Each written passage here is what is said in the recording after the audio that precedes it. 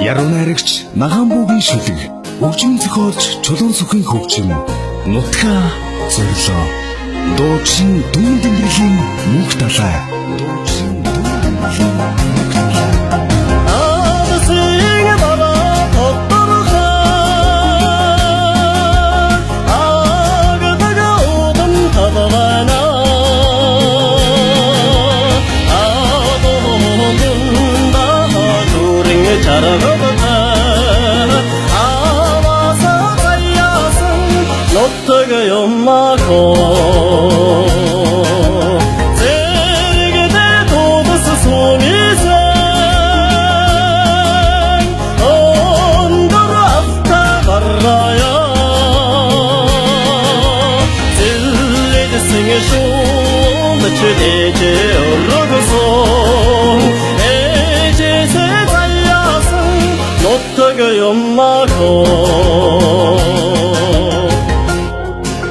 Яруу найрагч Нагаан буугийн шүлэг хөгжим зохиолч Чулуун сүхийн хөгжим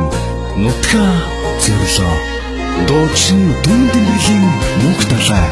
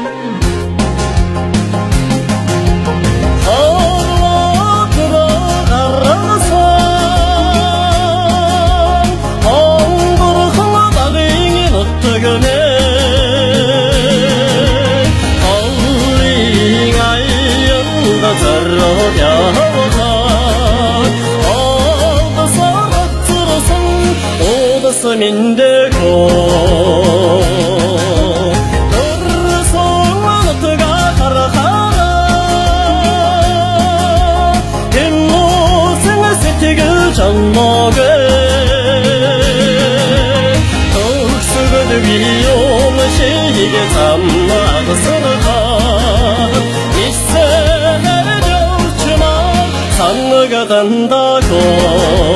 독서가 비오는 시기에